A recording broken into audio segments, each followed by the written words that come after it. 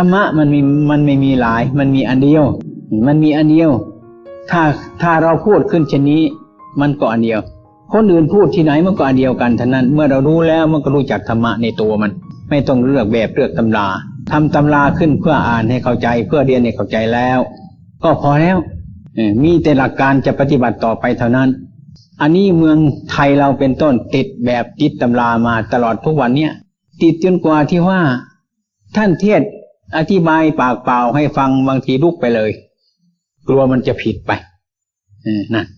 ในสมัยที่รุ่นหลังอาตมามานั่นน่ะเทศเนี่ยก็ยากท่านไม่ให้เทศอริยสัจสี่ไม่ได้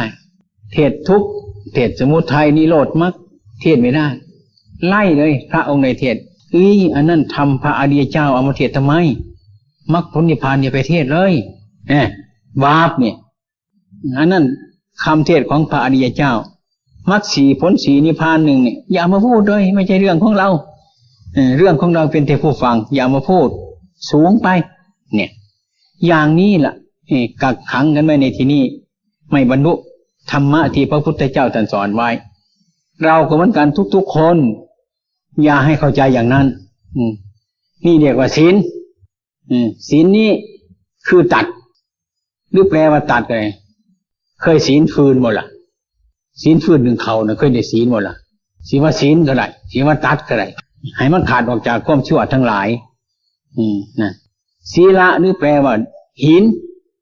มันเป็นของหนักไม่เป็นของเบาเที่ยงลงน้ำมันก็จมดิ่งลงไปเป็นของหนักแน่นถ้าเรามีศีลคือเราไม่มีโทษทางกายไม่มีโทษทางใจไม่มีโทษทางวาจาเราก็พูดได้ถนัดเลยเราพูดไม่ถนัดเลยพูดตรงไปตรงมาเลยไม่กลัวไม่เกรงเป็นผู้อาถรรพ์กล้าพูดกล้าทำในทางที่ถูกไม่เกรงไม่หวาดไม่กลัวใครทั้งนั้นเนี่ยนี่แหละศีลจึงเป็นผู้องอาจในที่ประชุมชนหรือเมื่อจะตายก็องอาจเราไม่ทำความชั่วเมื่อเราทำแล้วเราก็ละแล้วก็เลิกแล้วก็ไม่มีอะไรใจเราก็สบายองอาจรู้จักอันตรายทั้งหลายเนี่ยก็ว่าโทษอะไรเราไม่คันข้ามต่ออันตรายทั้งหลายนี้ฉะนั้นศีลนี้จึงได้เป็นพื้นฐานของธรรมะเป็นพื้นฐานของสมาธิเป็นพื้นฐานของปัญญา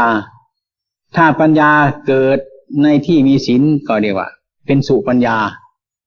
เกิดในสิ่งที่ไม่มีศีลนั้นไม่เป็นพื้นก็เป็นปัญญาก็เป็นทุปัญญาปัญญามันสุปัญญาก็คือปัญญามันดีทุปัญญากับปัญญามันชั่วปัญญาในทางพุทธศาสนาคือปัญญาที่ดีมีสมุฏฐานนั้นเกิดมาจากศีลเกิดจากความบริสุทธิ์เป็นต้นอันนี้เนี่ยเป็นบ่อเกิดของบุญกุศลอันหนึ่ง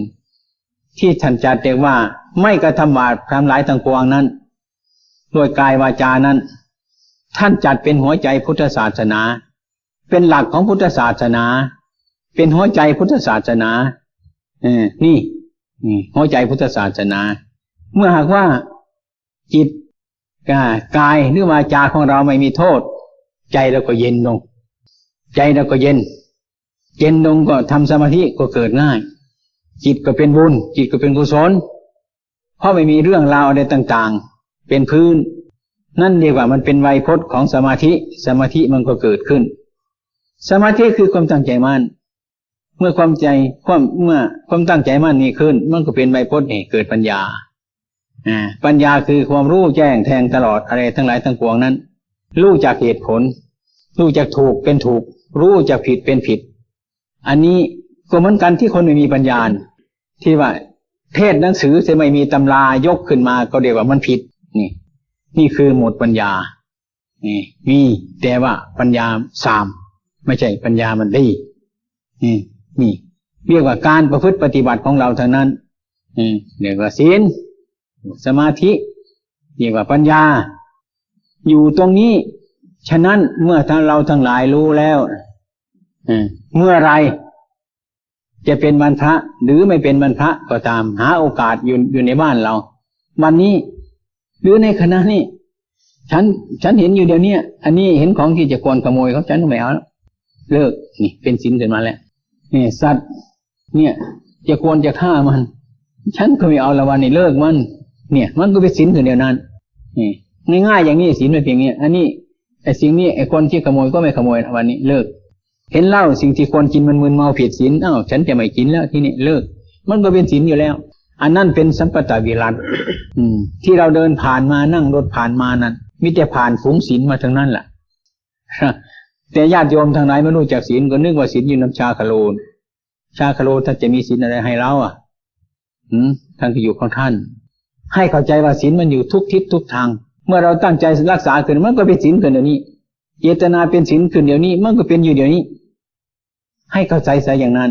อย่างนี้เราจะมีปัญญากว้างขวางไม่จำเป็นที่เราจะต้องไปหาพระแล้วก็ไปกราบพระแล้วไปสมาทานศีลกับพระเนี่ยนี่ผู้รู้แล้วจะต้องง่ายการประพฤติก็ง่ายขึ้นการปฏิบัติมันก็ง่ายขึ้นถ้าเรารู้จักล่ะถ้าเราไม่รู้จักก็ลำบากหลายลำบากศีลเราจะเอาเมื่อไรเอาเมื่อเรายังไม่ตายอาตมาไปเคยสงสารเห็นคนฝูงหนึ่งพ่อตายเอาใส่ในหีบแล้วมีมนต์พระไปให้มัดปิกาคนเป็นก็อาราธนาศีลขึ้นลูกชายก็ไปเคาะโลงปุกพ่อรับศีลเด้อพ่อรับศีลเด้อแม่รับศีลเด้อเฮ้ยไปบอกคนตายใครจะมารับศีลนี่นะคนตายเลยเห็นไหมนี่อย่าไปโง่ถึงขนาดนี้อย่าไปโง่ถึงขนาดนั้นอย่าไปงมงายถึงขนาดนั้นอย่าคนตายแล้วน่ะตายแล้วคนตายนี่คนตายนั่นรับศีลไม่ได้แล้วคนเป็นเพิ่งจะรับศีลได้ไม่รู้เรื่องแล้วเนี่ยคนตายมันแล้วไปแล้วที่เราทำบุญเพื่อเป็นสนองคุณพ่อของแม่พ่อแม่คนนี้เลี้ยงเรามาเป็นผู้อุปการะเราเกิดมานึกถึงบุญคุณของท่านกตัญญูกตเวทีของท่านจึงเกิดการกระทำบุญขึ้นมาและอุทิศส่วนกุศลนี้ถึงพ่อแม่ผู้มีอุปการะเรานี่อันว่าบุคคลหาได้ยากผู้อุปการะเรามาแล้วบางคนก็เฉยซะจะกตัญญูตอบแทนท่านเวลาใดก็ไม่อันนี้ผู้ทำแล้วเราก็ทำแทนนี่บุคคลผู้ที่รู้จักบุญคุณอย่างนี้มันหาได้ยากท่านจึงเรียกว่าเป็นบุคคลหาได้ยากเท่านั้นอันนี้อย่าไปงมงายถึงขนาดนั้นเลยทำเสียเมื่อเรามีชีวิตนี่เจตนาหังนี่มีเจตนาเนี่ยไอ้คนตายมันหมดเจตนาแล้วล่ะยกคุณพ่อคุณแม่ขึ้นนะเท่านั้นน่ะเป็นตัวอย่างแล้วก็ทำบุญไม่จำเป็นจะไปเคาะโลงพ่อพระจะให้ศีลแล้ว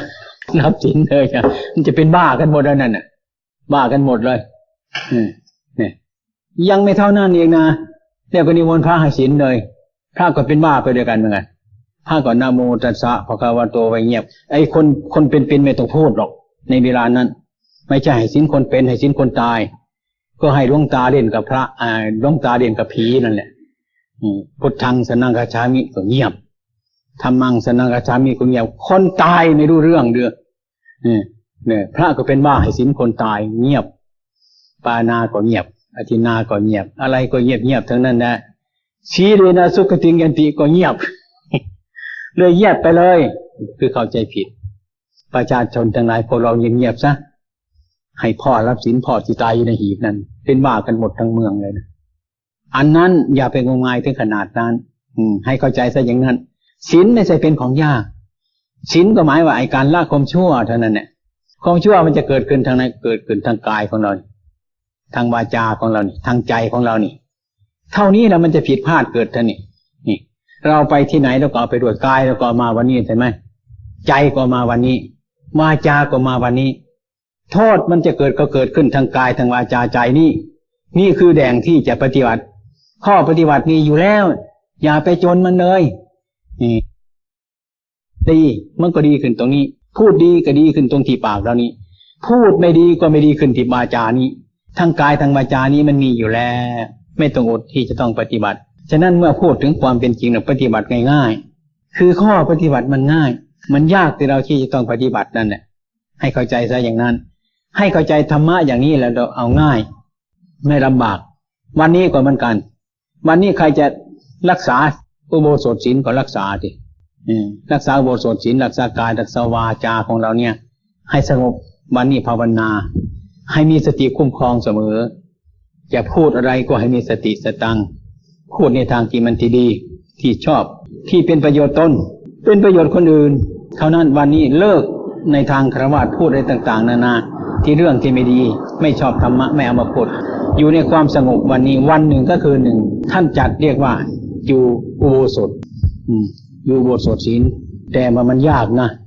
ปากมันเคยพูดมันอยากพูดนะตามันเคยเห็นมันก็อยากเห็นนะมันดิ้นอยู่นั่นแหละไม่ค่อยสบายแหละเนี่ยเย็นๆมาหรืออะไรมันก็นั่งสมาธิหรือเงียบๆในกลางวันมานั่งสมาธิอย่างนี้ก็ได้อย่าคุยกันไปเรื่องอื่นวันนี้ไปว่าทำจิตให้มันสงบรักษาศีลเป็นศีลเดี๋ยวก็เป็นสมาธิเดี๋ยวก็เป็นปัญญาทำไปอย่างนี้ให้มีความหมายอย่างนี้บางคนไม่รู้จักนะมาเข้าวัดตั้งแต่ตั้งวัดป่ามาถึงบัดเนี้ยอยู่เป็นนานๆอยู่เป็นนานๆนึกว่ามันจะดีขึ้นไม่ได้นะคนนี้นะบางทีก็ยิ่งหลิวหลาไปเหมือนไม้เราเนี่ยมันช่วงยาวๆไหมเอาขึงเป็นนานๆนึกว่ามันจะทนทานนี่มันอ่อนโยนโง่เราอยู่ใกล้ๆเหมือนกันน่ะนึกว่าเรามาวัดก็มาที่วัดนั่นแหละแต่ความเข้าใจในการรักษาศีลนั้นไม่มีมันก็ลำบากนี่ศีลมันอยู่ที่เราบุญมันอยู่ที่เราสร้างที่กายที่วาจาใจของเรานี่เอง